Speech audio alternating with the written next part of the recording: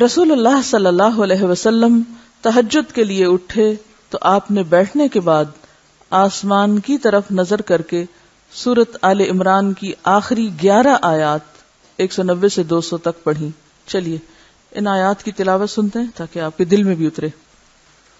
زمین اور آسمانوں کی پیدائش میں، رات اور دن کے باری باری آنے میں یقیناً ان عقل مند لوگوں کے لیے بہت نشانیاں ہیں جو اٹھتے بیٹھتے اور لیٹتے ہر حال میں اللہ کو یاد کرتے ہیں اور زمین اور آسمانوں کی ساخت میں غور و فکر کرتے ہیں.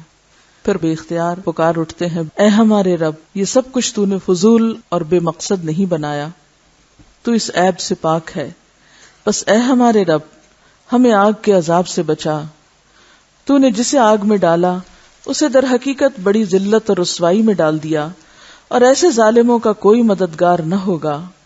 اے ہمارے مالک، ہم نے ایک پکارنے والے کو سنا جو ایمان کی طرف بلاتا تھا اور کہتا تھا اپنے رب پر ایمان لاؤ، سو ہم ایمان لے آئے.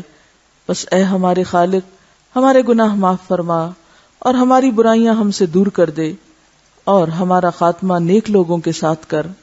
اے ہمارے رازق، جو وعدے تو نے اپنے رسولوں کے ذریعے ہم سے کیے ہیں انہیں ہمارے ساتھ پورا فرما اور قیامت کے دن ہمیں رسوائی میں نہ ڈال، بے شک تو وعدہ خلافی کرنے والا نہیں ہے.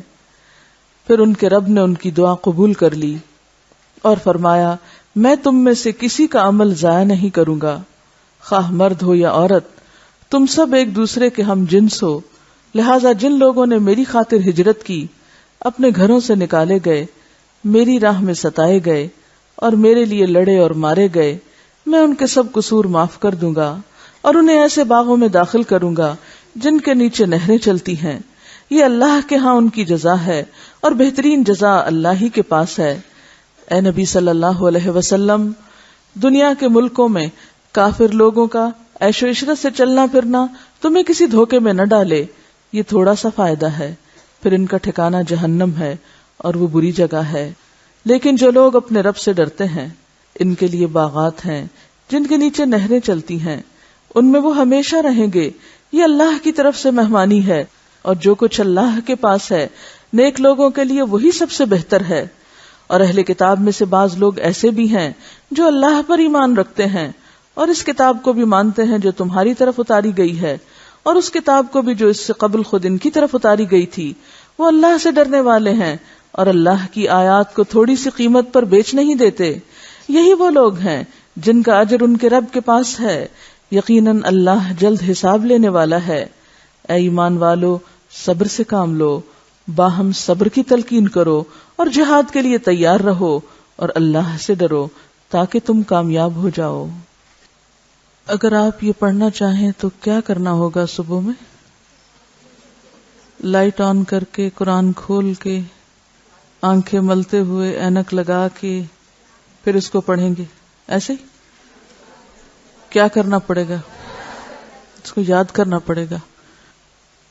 تو ان آیات کو یاد کر لیں، اور ان آیات کی بھی 7 رنگ کیسٹ موجود ہے ریپیٹڈلی سن کے یاد کرنے کے لیے، کیونکہ مجھے معلوم ہے کہ ابھی تو آپ ایک سسٹم میں ہیں اور آپ کو یاد کرایا جا رہا ہے اور الحمدللہ بہت سے لوگ یاد کرتے چلے جا رہے ہیں.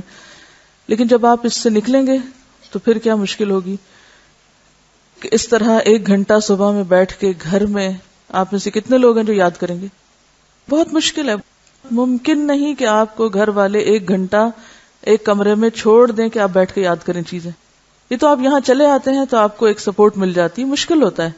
تو اس کے لیے کیا ہے کہ اگر آپ گھر میں کام کر رہے ہیں، کچن میں ہیں، کچھ کر رہے ہیں، ساتھ آن کر دیں، اپنا سنتے رہیں، ریپیٹ کرتے رہیں، ساتھ ساتھ دہراتے رہیں، تو انشاءاللہ اس طرح بھی چیزیں یاد ہو جائیں گی.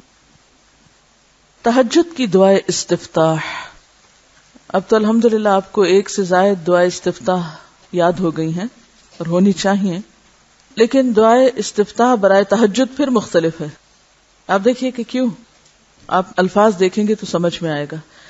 حضرت ابن عباس رضی اللہ عنہ روایت کرتے ہیں کہ جب رسول اللہ صلی اللہ علیہ وسلم رات کو تہجد کے لیے کھڑے ہوتے تو تکبیر تحریمہ کے بعد یہ پڑھتے، یعنی اللہ اکبر کہہ کے ہاتھ باندھ کے یہ دعا پڑھتے: اللہم لک الحمد انت قیم السماوات والارض ومن فیہن وَلَكَ الْحَمْدُ لَكَ مُلْكُ السَّمَاوَاتِ وَالْأَرْضِ وَمَنْ فِيهِنَّ وَلَكَ الْحَمْدُ أَنْتَ نُورُ السَّمَاوَاتِ وَالْأَرْضِ وَلَكَ الْحَمْدُ أَنْتَ مَلِكُ السَّمَاوَاتِ وَالْأَرْضِ وَلَكَ الْحَمْدُ أَنْتَ الْحَقُّ وَوَعْدُكَ الْحَقُّ وَلِقَاؤُكَ حَقٌّ وَقَوْلُكَ حَقٌّ وَالْجَنَّةُ حَقٌّ وَالنَّارُ حَقٌّ وَالنَّبِيُّونَ حَقٌّ وَمُحَمَّدٌ صلی اللہ علیہ وسلم حق والساعة حق اللہم لک اسلمت وبک آمنت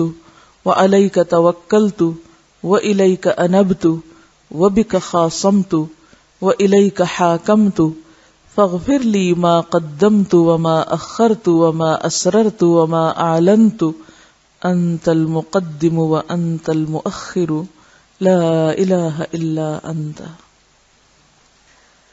الہی تیرے ہی لیے ہے ساری تعریف، زمین و آسمان اور جو کچھ ان میں ہے سب کو تو ہی قائم رکھنے والا ہے۔ تیرے ہی لیے ہے ساری تعریف، زمین و آسمان اور جو کچھ ان میں ہے اس سب کی بادشاہی تیرے ہی لیے ہے۔ تیرے ہی لیے ہے ساری تعریف، تو ہی روشن کرنے والا ہے زمین و آسمان کو، تیرے ہی لیے ہے ساری تعریف۔ تو ہی بادشاہ ہے زمین و آسمان کا، تیرے ہی لیے ہے ساری تعریف۔ تو حق ہے، تیرا وعدہ حق ہے، تیری ملاقات حق ہے، تیرا کلام حق ہے، جنت حق ہے، جہنم حق ہے، تمام انبیاء حق ہیں اور محمد صلی اللہ علیہ وسلم حق ہیں، قیامت حق ہے۔ الہی میں تیرے سامنے جھک گیا، میں صرف تیرے ساتھ ایمان لایا، میں نے صرف تجھی پر بھروسہ کیا، میں نے صرف تیری طرف رجوع کیا، صرف تیری ہی مدد سے دشمنوں سے جھگڑتا ہوں، میں نے صرف تجھے ہی اپنا حاکم مانا، سو تو میرے اگلے پچھلے اور ظاہر و پوشیدہ اور جنہیں تو مجھ سے زیادہ جانتا ہے سارے کے سارے گناہ معاف کر دے۔ تو ہی آگے کرنے والا ہے، تو ہی پیچھے ڈالنے والا ہے، تیرے سوا کوئی سچا معبود نہیں ہے۔ کچھ چیزوں کے بارے میں صرف ایک خیال رکھنا الگ چیز ہے، اور ان پر یقین رکھنا اور یقین کے ساتھ اللہ کے حضور تنہائی میں کھڑے ہو کر اس کا اقرار کرنا ایک بالکل ہی مختلف اثرات انسان کی شخصیت پر رکھتا ہے۔ اس لیے یہ بھی بہت خوبصورت دعا ہے، اس کا بھی پرنٹ آؤٹ دیا جا سکتا ہے۔ رسول اللہ صلی اللہ علیہ وسلم کی تہجد کی کیفیت۔ رسول اللہ صلی اللہ علیہ وسلم کی نماز تہجد کا حسن اور طول بیان نہیں ہو سکتا، یعنی ناقابل بیان ہے کہ وہ کیسی نماز تھی۔ حضرت ابو ذر رضی اللہ عنہ کہتے ہیں رسول اللہ صلی اللہ علیہ وسلم نے تہجد میں اتنا قیام کیا کہ اس ایک آیت کو بار بار پڑھتے صبح کر دی، اور اسی سے یہ دلیل بھی لی گئی کہ اگر ایک آیت بھی قرآن کی کوئی پڑھ لیتا ہے نماز میں تو بھی نماز ہو جاتی ہے۔ وہ آیت کیا تھی؟ ان تعذبہم فانہم عبادک وان تغفر لہم فانک انت العزیز الحکیم۔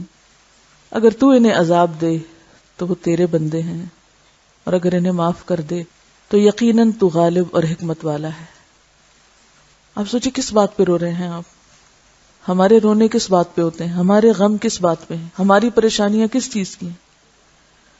اور اللہ کے رسول صلی اللہ علیہ وسلم کا غم کیا ہے؟ اور آج امت کو کون سے غم لگے ہوئے ہیں؟ جو ان کی وارث ہے امت، اس کے غم کیا ہیں؟ تو اگر امت میں چند لوگوں کو بھی یہ غم لگ جائے جو غم آپ کو تھا، کہ آپ بندوں کے لیے تڑپتے تھے کہ یا رب کہیں یہ عذاب کا شکار نہ ہو جائیں، کیونکہ اس سے بڑی تو کوئی آفت اور مصیبت ہے ہی نہیں کہ کوئی شخص آگ میں جا پڑے اور اللہ کے عذاب کا شکار ہو۔ اب دیکھیے چند لمحے ہم سے تکلیف برداشت نہیں ہوتی، کوئی درد ہو، کوئی بخار ہو، کوئی گرمی لگ جائے، دھوپ لگ جائے، پیاس لگ جائے، بھوک لگ جائے، کیسے کیسے بے چین ہو اٹھتے ہیں ہم۔ لیکن کیسے عجیب انسان ہیں ہم کہ دنیا کی ان چھوٹی چھوٹی تکلیفوں پر تو بے چینی ہوتی ہے، مگر آخرت کا بڑا عذاب بأسن شدیدہ، اس کے بارے میں نہ خود کی فکر ہے اور نہ دوسروں کی فکر ہے۔ آپ تھوڑی دیر کے لیے اپنے آپ کو اس جگہ رکھ کے سوچئے کہ اللہ کے رسول صلی اللہ علیہ وسلم کس بات کو دہرا رہے ہیں۔ ذرا دہرائیں 3 دفعہ اس آیت کو۔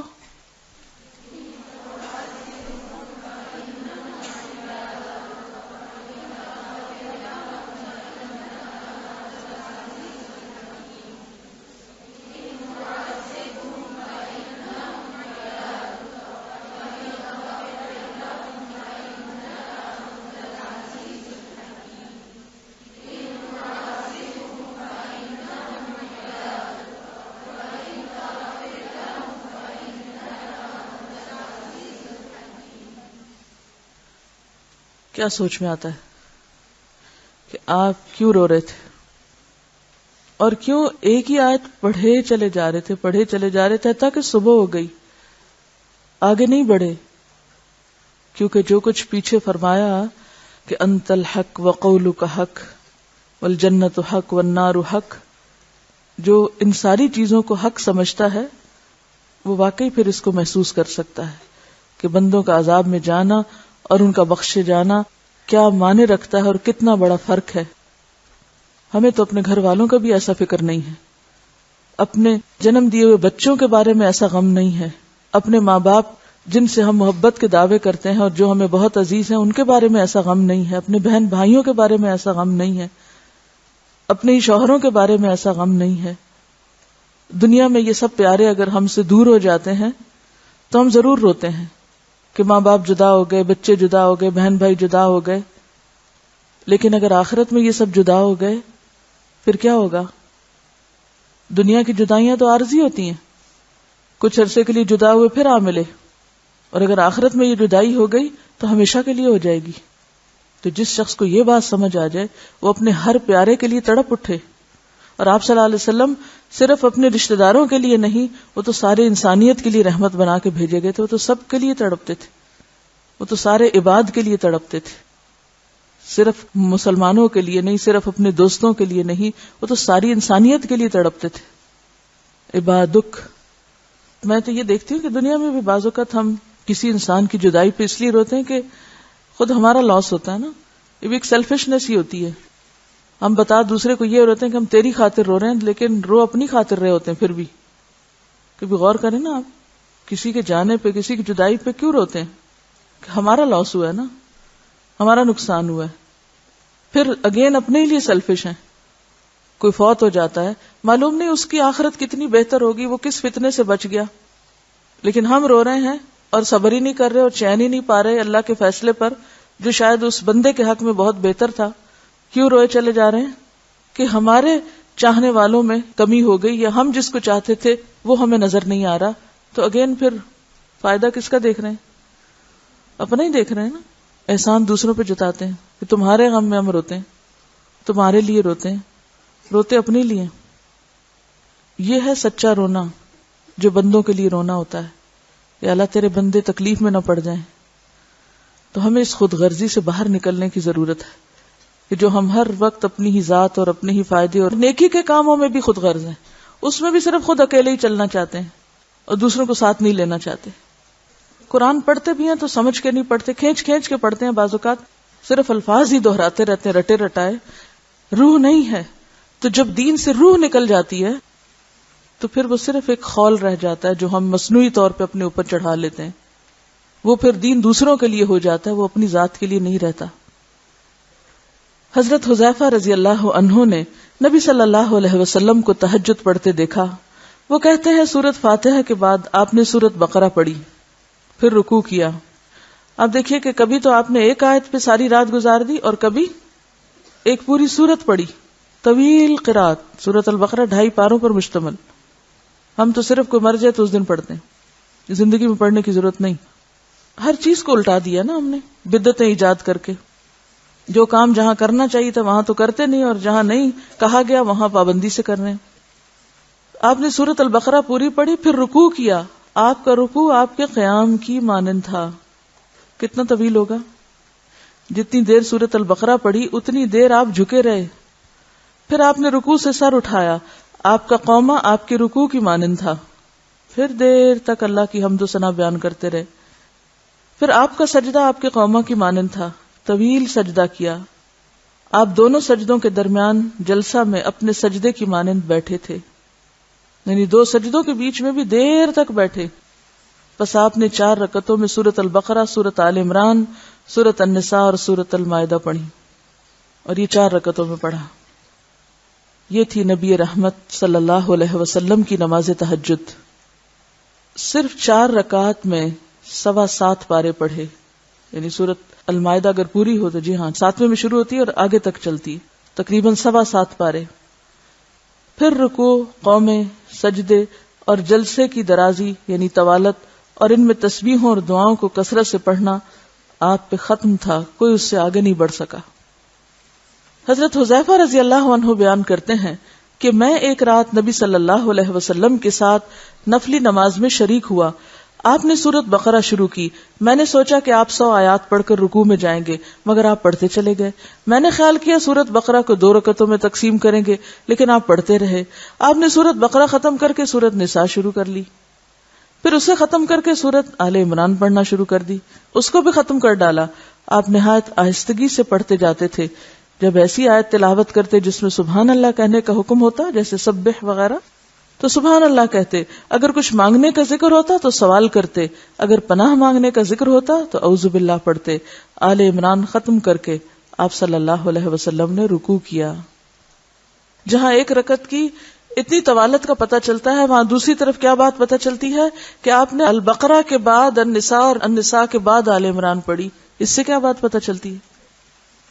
یہ جو ہم نے اپنے اوپر ایک ہوا سوار کیا ہو نا ترتیب کا، یہ ترتیب ہل گئی تو نماز بھی گئی، تو اس کی تردید ہوتی ہے یہاں سے۔ ٹھیک ہے، ایک سورت کی آیتوں کو آپ الٹا پلٹا نہ پڑھیں کہ آپ بعد کی آیتیں پہلے اور پہلے کی بعد میں پڑھ رہے ہیں، لیکن ایک سورت جو پوری آپ پڑھ لیں تو کوئی بھی قرآن کی سورت پہلے اور کوئی بھی اس کے بعد پڑھ سکتے ہیں، خواہ وہ پہلے اور بعد میں آ رہی ہو یا بعد میں اور پہلے آ رہی ہو، کیونکہ اصل چیز ہے وہ معنی اور وہ مقصد جس کے لیے یہ سب کچھ پڑھا جاتا ہے۔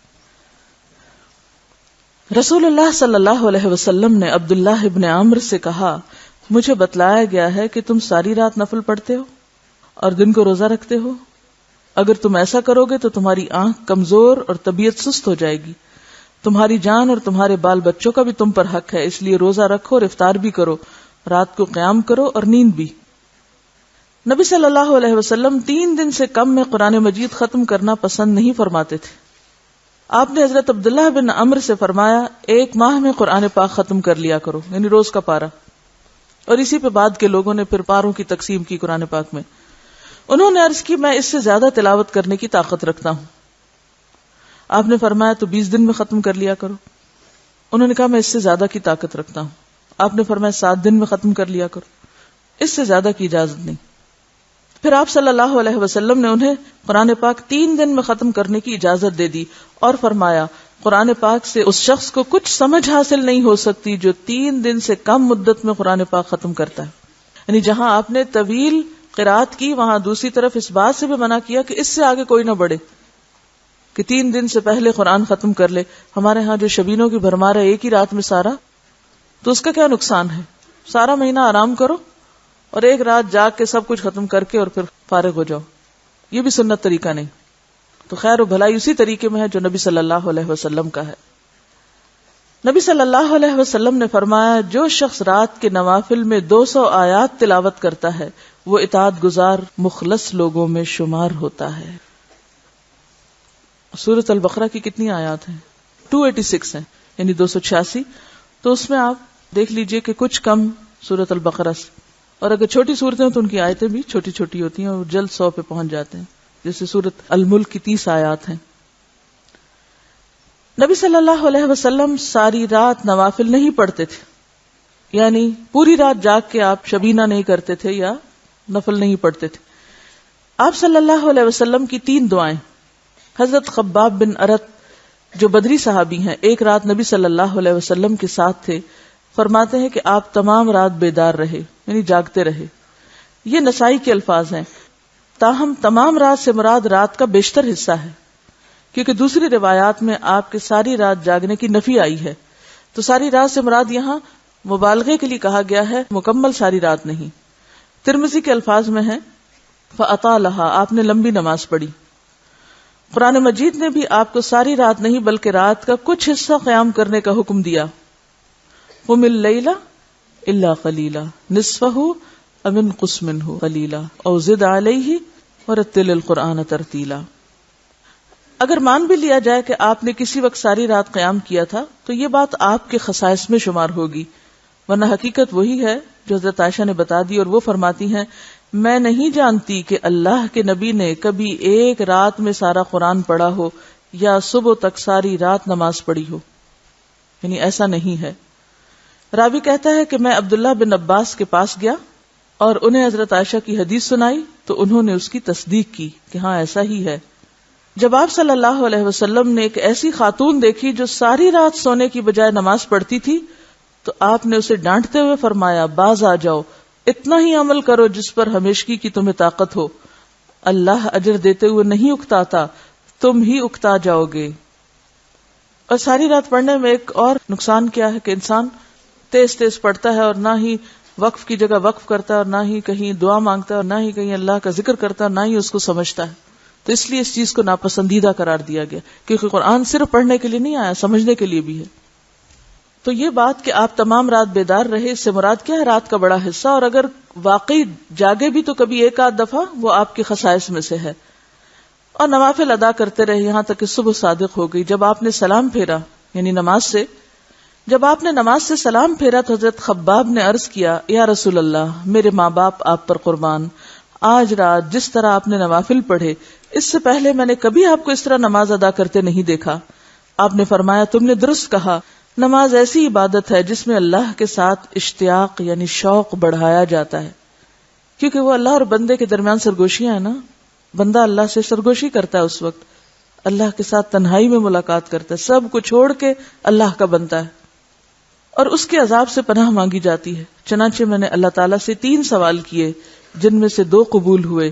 ایک سوال یہ کہ اللہ میری امت کو سابقہ امتوں کی طرح تباہ و برباد نہ کرے، اس کو اللہ نے قبول فرمایا۔ دوسرا سوال یہ کہ میری امت پر دشمنوں کو غلبہ حاصل نہ ہو، یہ بھی قبول کر لیا گیا۔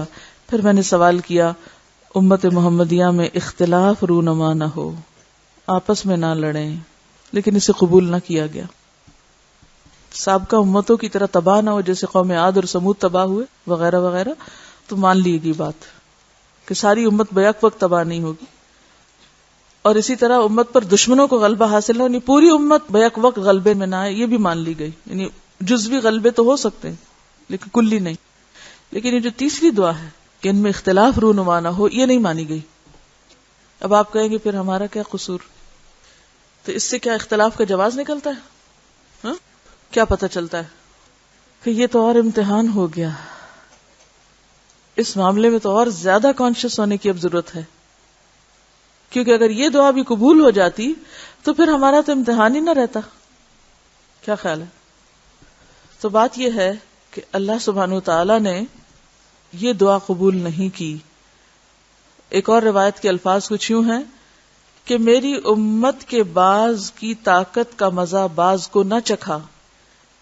بعض کی طاقت یعنی جو طاقتور ہیں ان میں کسی بھی لحاظ سے، علمی لحاظ سے یا مالی لحاظ سے یا کسی اور اعتبار سے، کوئی حکومت یا عہدے کے اعتبار سے، تو بعض کی طاقت کا مزہ بعض کو نہ چکھا، یعنی طاقتور کمزور پر زیادتی نہ کرے، اختلاف اور ٹکراؤ نہ ہو، یہ نہیں مانی گئی بات۔ تو اس سے کیا پتہ چلتا ہے کہ اس معاملے میں ہم سب امتحان میں ہیں کہ کس کے پاس کس وقت کون سی طاقت آتی ہے اور اس کا استعمال کیسے کرتا ہے۔ ہم میں سے ہر شخص کو مختلف اوقات میں مختلف طرح کی برتری حاصل ہو جاتی ہے نا، کبھی کسی اعتبار سے کبھی کسی اعتبار سے، ایک دوسرے پہ طاقتور ہو جاتا ہے نا، اور پھر وہ کمزور کو کیا کرنے لگتا ہے، انسان ہی نہیں سمجھتا، اس کو اپنی طاقت کا مزہ چکھانے لگتا ہے۔ اس معاملے میں حفاظت اٹھا لی گئی ہے، اللہ نے آزادی دے دی ہے، ٹھیک ہے کرو، چکھاؤ مزہ طاقت کا ایک دوسرے کو۔ اب آپ دیکھیے طاقت بھی ہو اور پھر انسان روک کے رکھے، انسان قادر بھی ہو پھر خود کو کھینچ کے رکھے۔ ایک تو یہ نا کہ کوئی چیز ہے نہیں آپ کے پاس، تو اس وقت آپ کیا کر رہے ہیں؟ مجبور ہیں، ہے ہی نہیں، کیا کریں گے؟ لیکن ایک چیز ہے پھر آپ استعمال نہ کریں، یہ آسان ہے۔ ایک چیز آپ کے ہاتھ میں اور پھر آپ روک رہے ہیں خود کو، استعمال نہیں کر رہے، یہی تو دیکھا جا رہا ہے، یہی تو امتحان ہے۔ تو جب کوئی شخص یہ کرنے لگے اس کو فوراً سوچنا چاہیے کہ میں آزمایا جا رہا ہوں، میں ایسی جگہ داخل ہو گیا ہوں جہاں مجھ سے اللہ کی حفاظت اٹھ گئی ہے۔ یعنی کوئی شخص طاقت کی بنا پر جب کسی کمزور کو نقصان دیتا ہے تو یہ سخت آزمائش کا وقت ہوتا ہے، اور مراد اس سے کیا کہ ایک مسلمان دوسرے مسلمان کو دکھ پہنچائے، اذیت دے، موقع پا کے چڑھ دوڑے اس پر، لوٹ مار کرے، تو ایسا شخص اللہ کی حفاظت سے نکل کر کہاں چلا گیا؟ شیطان کے پھندے میں آ گیا، کیونکہ اللہ تعالیٰ نے پروٹیکشن نہیں دی، اس بات پر آزادی دی ہے. اب کیا ہے، طاقت آ گئی ہے آپ کے پاس. شیر چوہے کی کہانی پڑی ہوئی ہے. ہاں، ایک شیر سو رہا تو چوہا اس کو ستا رہا تھا، تو اس نے اس کو پکڑ لیا، لیکن پھر طاقت کے باوجود اس کو چھوڑ دیا، یہ سوچ کر کہ شاید یہ بھی کبھی کام آئے میرے، اور واقعی بھی اس کے کام آیا. اب آپ دیکھیے کہ اس طاقت سے مراد صرف حکومت یا کوئی عہدہ یا اتھارٹی نہیں، وہ تو ہے ہی ہے. کہیں کسی کو تھوڑی سی اتھارٹی مل جاتی ہے دوسرے پر تو وہ آزمائش میں پڑ جاتا ہے، وہ تو اپنی جگہ ہے. لیکن بعض جگہیں ایسی ہیں کہ جہاں کوئی عہدہ اتھارٹی کچھ بھی نہیں. مثلا خاندان میں ہمارے یہاں جو ایک ٹپیکل قسم کا سسٹم رائج ہے، نند بھاوج کا رشتے میں کون طاقتور ہوتا ہے عام طور پہ؟ نند. ساس بہو کے رشتے میں ساس. اسی طرح کچھ اور رشتوں میں بھی. اب کیا ہوتا ہے، جس کے پاس تھوڑی سی بھی طاقت یا اتھارٹی ہوتی ہے تو عام طور پر وہ کیا کرنے لگتا ہے، اس کے بعد کمزور کو دباتا ہے، کمزور کو نقصان دینے کی کوشش کرتا ہے، کمزور کے سامنے یا پیچھے سے اس کی جڑیں کاٹتا ہے. ایسا شخص پوری طرح شیطان کے پھندے میں آ چکا ہوتا ہے. میں آپ کو الگ سے کوئی ساس بہو کے تعلقات پہ لیکچر نہیں دوں گی. اگر آپ کے اندر انسانیت پیدا ہو گئی تو آپ ہر معاملے میں خدا سے ڈرنے لگیں گے، اور اگر وہ نہیں پیدا ہوئی تو کوئی مشورے آپ کو فائدہ نہ دیں گے، کیونکہ جب تک خدا کا خوف اندر نہ ہو آپ کسی کا بھی حق نہیں دے سکتے. انسان کو جتنی بھی نعمتیں ملی ہیں نا، وہ ساری امتحان ہے اس کے لیے. کسی بھی چیز میں جو غلبہ یا طاقت ملی ہے وہ بھی امتحان ہے اس کے لیے کہ اب اس کو استعمال کیسے کرنا ہے. اب کیا ہوتا ہے کہ جو شخص شیطان کے پھندے میں چلا جاتا ہے، میں اس کو مزہ چکھا کر رہوں گا، اس نے سمجھا کیا، دیکھنا تو صحیح میں اس کے ساتھ کرتا کیا ہوں. یہ جملے کیا ظاہر کرتے ہیں؟ یہ جملے کس قسم کے جملے ہیں؟ یہ شیطانی جملے ہیں. یہ شیطانی جملے ہیں. اللہ نے آپ کو طاقت اس لیے نہیں دی کہ آپ دوسروں کو مزہ چکھائیں. جب آپ کسی بات پہ برہم ہو کے، ناراض ہو کے مزہ چکھانے کی طرف تل پڑے تو آپ ظالم کی صف میں داخل ہو گئے. بدلہ لینے کی اجازت اس کے باوجود کیا کہا گیا؟ معاف کر دو تو بہتر ہے. اجر اسی کے لیے جو بدلہ لینے کی قوت رکھنے کے باوجود معاف کر دے. تو اب آپ دیکھیں کہ ایک شخص جب اپنی طاقت کا غلط استعمال کرنے لگتا ہے تو کیا ہوتا ہے؟ وہ شیطان کے ہتھے چڑھ جاتا ہے. اور جو شخص شیطان کے ہتھے لگ جائے اور اس کے نقش قدم کی پیروی کرنے لگے اور اس کے مشوروں پر عمل کرنے لگے تو یہ وقت اس کے لیے کوئی فخر کا یا تکبر کا یا اپنی بڑائی کا یا فاتح ہونے کا نہیں، یہ تو ماتم کا وقت ہے کہ وہ اللہ کی حفاظت سے نکل گیا ہے، وہ اللہ کی مدد سے باہر ہو گیا ہے. اپنے آپ کو اس جگہ رکھ کے دیکھیں کہ جب میرے پاس دوسرے کے مقابلے میں تھوڑی سی اتھارٹی آتی ہے، آپ میں سے کچھ گروپ انچارجز ہیں، کچھ روم انچارجز ہیں، کوئی کسی چیز کی اتھارٹی رکھتا ہے، کوئی کسی چیز کا ذمہ دار ہے، کسی کو کہیں مقرر کیا گیا ہے، کوئی استاد بنا بیٹھا ہے، کوئی کچھ. یہ سارے طاقت کے مظاہرے ہیں نا. ان مواقع پر انسان خود کو کتنا سنبھالتا ہے کہ دوسرے کے ساتھ ظلم نہ کرے. عام طور پر ہمارے ہاں کیا ہوتا ہے کہ بہن بھائیوں میں اگر کوئی کوائٹ ہے، دھیما ہے، خاموش ہے، سارے اس کو مذاق اڑانے لگتے ہیں، سارے اس کے پیچھے پڑ جاتے ہیں، سارے اس کو ستانے لگتے ہیں، اس کو انسان ہی نہیں سمجھتے. اسی طرح اگر سرونٹس میں سے یا کہیں بھی کہیں کوئی شخص ذرا سا مسکین نظر آئے تو صحیح، وہیں ہماری بہادری دکھائی دیتی ہے. تو یہ سب آزمائش کے مواقع ہیں. حتیٰ کہ جب ہمیں بعض اوقات دین کی تبلیغ کا شوق ہوتا ہے یا ہم کسی کے ساتھ کوئی بھلائی کرنے جاتے ہیں تو پھر اپنے کام کو اتنا بڑا بنا لیں گے، اپنے کام کو اتنی اہمیت دیں گے کہ باقی سارے ہمیں بیکار نظر آئیں گے، ان کو لان تان شروع کر دیں گے اور اس کو بھی خدمت دین کا نام دیں گے. آپ کو کیا معلوم کہ کون کس جگہ پر کیا کام کر رہا ہے؟ وہ امام غزالی کا واقعہ ہے شاید. وہ کہتے ہیں کہ میں اپنے والد کے ساتھ سفر پر تھا تو میں اٹھا اور تہجد کی نماز پڑھی تو قافلے کے کچھ لوگ تھک کے سوئے ہوئے تھے تو انہوں نے تہجد نہیں پڑھے. تو میں نے اپنے والد سے کہا کہ یہ دیکھیں کتنے بدقسمت لوگ ہیں، قبولیت کا وقت اور یہ سو رہے ہیں. تو آپ کو یاد ہے والد نے کیا کہا تھا کہ کاش تم سوئے رہتے اور تہجد نہ پڑھتے. کیوں؟ اس لیے کہ انہوں نے تہجد تو نہیں پڑھے لیکن کسی کی برائی بھی نہیں کی. نیکی نہیں کمائی تو ایسا گناہ بھی نہیں کیا کہ جس سے عمل برباد ہو جائے. اور تم نے تہجد پڑھ کے جب دوسروں کی برائیاں شروع کر دی اور دوسروں کو حقیر سمجھنا شروع کر دیا تو تہجد پڑھ کے بھی گنوا دیے. بعض اوقات صرف اللہ کی توفیق سے کوئی نیکی کرنے کا جب ہمیں موقع مل جاتا ہے تو ہم اپنے آپ کو اتنی بڑی چیز سمجھنے لگتے ہیں کہ دوسرے سارے ہمیں حقیر نظر آنے لگتے ہیں اور تان و تشنیع کی الغار شروع کر دیتے ہیں. تو لوگوں کی غلطیوں پر حقارت کی نگاہ ڈالنا یہ بھی درست نہیں. یعنی غلط کرنے والوں کو حقیر سمجھنا یہ بھی صحیح نہیں. یہ اس وقت ہوتا ہے جب لا حول ولا قوت الا باللہ کو ہم بھولتے ہیں کہ قوت ساری اللہ کی ہے. جب یہ سبق ہم بھولتے ہیں تو اس وقت کیا ہوتا ہے, پھر اپنی طاقت کا زوم آنے لگتا ہے, اور جب اپنے اندر طاقت محسوس ہونے لگتی ہے تو پھر ہم دوسروں کو حقیر سمجھنے لگ جاتے ہیں. ایبسولوٹ اتھارٹی کرپٹس ایبسولوٹلی, یعنی جہاں بھی ایک قہر اور جبر ہوتا ہے وہاں پھر ہر چیز تباہ و برباد ہو کے رہ جاتی. رسول اللہ صلی اللہ علیہ وسلم رات کے نوافل میں کبھی سری اور کبھی جہری قرات فرماتے. جب آپ صلی اللہ علیہ وسلم گھر میں نوافل ادا کرتے تو حجرے میں آپ کی قرات سنائی دیتی تھی. آپ صلی اللہ علیہ وسلم ایک رات باہر نکلے تو آپ نے دیکھا کہ حضرت ابوبکر آہستہ قرات سے نفل پڑھ رہے ہیں اور حضرت عمر نوافل میں اونچی آواز سے قرات کر رہے ہیں.